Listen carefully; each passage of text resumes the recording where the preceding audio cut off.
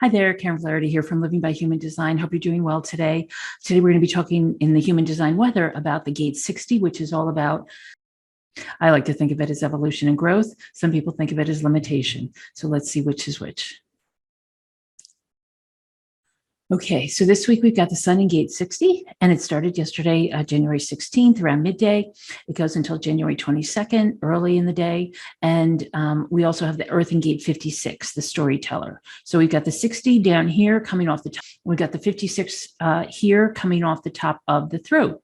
And that throat connects with the 11, which is and has been for a while now in Mars. And so it's going to connect up all week as the 1156, which is the channel of curiosity. So we've got the 6124 ended on the 16th because the 61 went away in the sun and also in the other gate that it was in, or the other planet that it was in. And then we also have the 2034 still in, but only till actually today, the 17th. And so that'll be going away by the morning, let's say, of the 18th for most people. And then it should be a big relief for a lot of people, especially anybody who's non-sacral being. Those are the projectors, the reflectors, and the manifestors. They're going to have a big sigh of relief and perhaps need a few days off because they've had so much sacral energy. It'll actually be interesting for all of us to see how it affects us because this energy going away is going to affect a lot of the planet. And I wouldn't be surprised if some people either, took a few days off, were perhaps getting a cold or a flu or, maybe a very mild case of COVID. Hopefully it's mild. And, a lot of people are getting that right now. So, I know a number of people who have COVID right now, some worse than others. And so just take good care and, mind your body, listen to your body and do what you need to do to take care of your body. So the 2034 goes away, the 6124 already ended. And so basically the 1156 takes its place this week. And then only the ajna and the throat will be defined. And that throat is not motorized like it was last time, or like it has been since September. And so that's going to be very different. And it'll be a much, less intense energy in the throat. We also have Venus and Mercury retrograde. Venus is till about the end of the month. Mercury retrograde it started Friday, January 14th, and it goes until February 4th. And so that is basically the time, if you know anything about Mercury retrograde, it's the time when a lot of people at least believe that there's some miscommunications because Mercury is all about communications.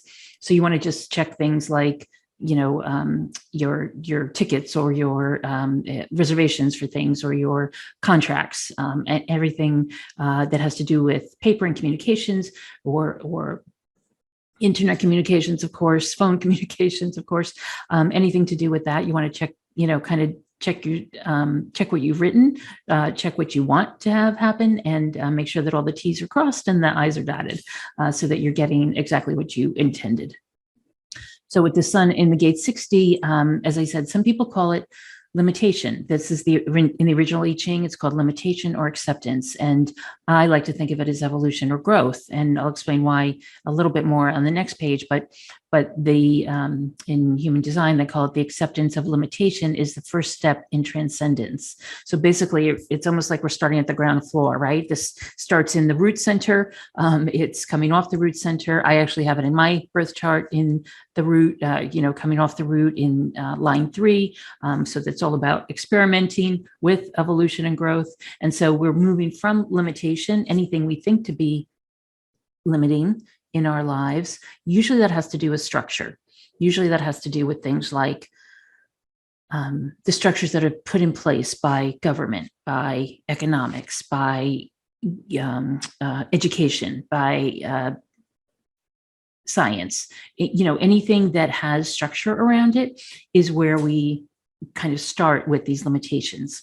And so it's the first step, as they said, in transcendence. So you can't get anywhere unless you start with the basis of, and the structures are usually what limit us in terms of how we think. And it actually prevents evolution or prevents growth, right? When things are so limited. Religion, of course, is another one that can be quite limiting to people. The incarnation crosses this week are the crosses of laws, limitation, and distraction. And then in the earth, we have the gate 56, which is the gate of the storyteller. And it's also called the wanderer or stimulation. It's all about, kind of in the I Ching, it's about wandering, basically, and being stimulated by the stories that people tell. And so the definition is stability through movement, right? Once we move around, we can be more stable. They also say it's the perpetuation of continuity through the linking of short-term activity. And in the gene keys, distraction is the shadow, enrichment is the gift, and intoxication is the CD. So from the gene key perspective, with the gene key 60 this week, what we've got is what, as Richard Rudd calls it, the shadow is the limitation, the gift is realism, and the CD is justice. And I had a hard time getting my head around that. When you start with limitation, how do you get to justice, right? And so, fortunately, he had a number of pages about that. And so I'll try to explain it. But the limitation, as I was mentioning on the previous page, is about starting with the structures, the rules, the regulations, the things that keep us basically oppressed, I would say. The things that keep us in a homogeneous environment, right? And the things that are homogeneous for everybody is not necessarily correct for everyone. And so when those rules apply to so many people, it doesn't do us any good. It doesn't help us to evolve. It doesn't allow for new thought. It doesn't really even allow for original thought, Richard says. So the limitation is quite limiting. It's quite oppressive. And it can be the kind of thing that many of us, I think a lot of us, probably a lot of you listening, have fought against for most of your life. I mean, I know that as I said, I have it in my birth chart and the gate 60, and I've never listened to the laws, the regulations. I was raised, Catholic and female, and to be a good girl and to follow all the rules. And you went down to the principal's office, who happened to be a very severe nun, if you did anything wrong. And so I played by the rules most of the time, but it was always in the back of my head to, how do I get around this? How do I, make my life different, right? And so from, I would say high school on, I was a lot more, I wouldn't say rebellious, but definitely questioning. And then look at last week was 61. It's all about questioning and why, right? This week's all about the 60, which is all about, I think, evolution and growth and getting out of those limiting patterns. And then next week is the beginning of the new year for human design, which is the gate 41. It's all about creativity. So we go from why do we want to do this, to what's the evolution and growth about, into how do we make it happen, basically, with creativity. So it's a lovely progression over these few weeks. And it's a good time in January to be thinking about all this, right? As we start our, at least for most of us, start the new year, and then eventually start the human design new year, right? So anyway, so limitation is that oppressive, structured rules and regulations that many of us fight against. And so it's the evolution and growth that's the outcome of that, right? And then we get to justice, realism.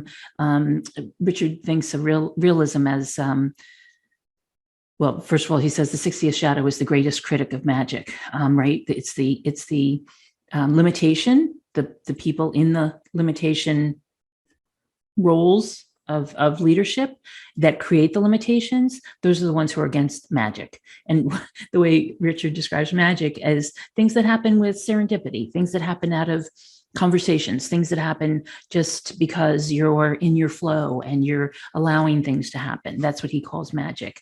And so he also says the only thing needed for magic to occur is some form of structure, loosely defined, and then an open mind, right? In the graphic, he says common sense is not in opposition to magic. So really, it's things that are common sense. Many things in the current structures are falling away because they don't make common sense anymore, right? When you have religions that only, for example, allow men to be unmarried and only allow male, role models within that religion, how how practical is that anymore? How does it really make sense? The things that are out there that don't make sense are the things that should be questioned, right? And that can lead to magic, because things need to change. Many things need to change. There's, in lots of different ways, right? Things need to change. And so this is what it's about, is realism. And then the justice piece comes when there's complete fairness, when there's fairness for everyone, when there's justice and fairness and equality and just a knowing that there's this unity consciousness that we can depend upon. And so that's what leads to justice. And it just happens to be today, while I'm doing this, Martin Luther King Day. And so I found this quote that says, "We need leaders not in love with money, but in love with justice." And so that's the CD, right? That's justice is the CD, not in love with publicity, but in love with humanity. And that was a quote from Dr. Martin Luther King Jr. So this week in personalities in the Sungate 60, and these would be the cross of laws, the cross of limitation, and the cross of distraction. We've got people like Betty White. Of course, she would have turned 100 today. So she died a few weeks ago. Didn't quite make the 100th birthday, but sure got close. And her life was really all about. And by the way, when I checked out her chart, she was a generator with lots of energy. I'm sorry, she had the sacral and the root defined only. So she literally was in this incarnation cross of laws, which defines the 3 and the 60. And that was her only channel in the entire chart. Everything else was undefined in her chart. So just the sacral and the root were defined. And so that made her a very, almost open receptacle, right, to take in everybody else's energy and amplify it. And so in a way, it made her, a great actress, comedian, singer, dancer, writer, producer, director. She really did it all. And she was able to use the wisdom of all those open centers to reflect what was going on with the people around her. And they probably felt, good in her presence. That's what a lot of people said. And that's a lovely thing to have. Even more lovely is that some people said she died too soon. So we should all be so lucky to have that said when we die. Other people were Bill Maher, Dolly Parton, Kevin Costner. You can see these are all people who kind of are living on their own terms, right? Dolly Parton, she doesn't listen to many other people in terms of what she needs to do as a, quote unquote country singer. She does what she wants to do. She has made loads and loads of money, but gives so much away, especially with the Dolly Parton Imagination Library, which is a library for children from 0 to 5, which has changed the lives of millions of children by getting those books every month from 0 to 5 years old. So they get 60 books from 0 to 5. And it's really a wonderful program. And actually 2 of the charities that I'm involved in donate to it each year. And she's made a huge difference with that Imagination Library. So there are loads of things that people with this gate in their conscious sun can do, because they are really evolving and growing themselves and then helping others to grow as well. So this week in history, a number of things happened. Captain James Cook happened to be the first person to cross the Antarctic Circle in 1773. The first Volkswagen Beetle came over to the US from Germany in 1949. Indira Gandhi in 1966 became the head of the Congress Party and Prime Minister of India. I believe she was the first female Prime Minister. And then Apple in 1983 announced the Apple Lisa, which was the first commercial personal computer to have a graphical user interface, a GUI interface basically, and a computer mouse. And so that was the first, for those of you who are too young to know, that was the first time we were able to basically not code and eventually be able to use our fingers and other, mouse to program what was going on in the computer, or to indicate what was going on in the computer. But before that, everyone had to know how to code. So 1983, everybody before that understood how to create a code if you had anything to do with computers. After that, it really opened the doors for so many more of us to be able to use PCs, basically. In 1930, Charles Lindbergh arrived in New York, setting a cross-country flying record of 14.75 hours. And in 1981, Ronald Reagan was sworn in, as many presidents were, on January 20th. But in 81, he was sworn in as president at the same time as 52 American hostages were released from their captors in Iran. And that had gone on for over a year. So that was a very celebratory day for many people. On January 21st, in 1954, the U.S. launched the world's first atomic submarine, the Nautilus. So lots of, I would say, evolutionary and growth-oriented things happened this week in history, and especially with the discoveries. There were actually quite a few discoveries. I didn't put all of them, but there were a number of discoveries in different parts of the world that happened in this week. Probably because in the Southern Hemisphere it was warm, whereas in the Northern Hemisphere it's cold right now, even in Florida.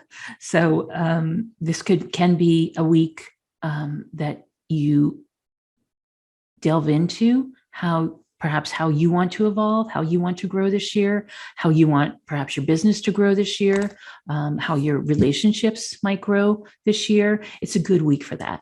So put pen to paper or do a little thinking or meditating and figure out how it is you want to evolve and grow this year so that you can be the person you want to be and have the values that you want to have. Again, Venus is still in the retrograde period. So it's a good time to be thinking about values, evolution, growth, and the why of it all and how it will happen.